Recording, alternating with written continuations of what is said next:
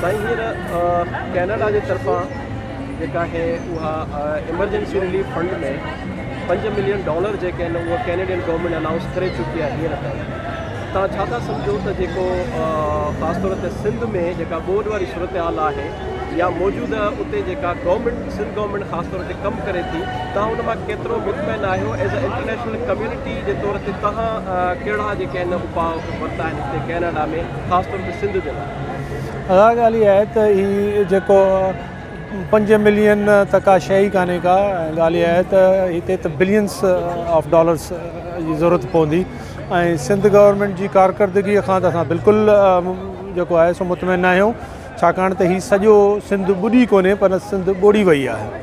ऐं उन जो सबबु इहो आहे त दरिया जा रस्ता जेके आहिनि उहे बंदि कया विया आहिनि ऐं मुंहिंजे ख़्याल में सिंध जे तारीख़ में हज़ारनि सालनि खां पोइ अहिड़ी सिचुएशन पैदा थी आहे जंहिंमें लखे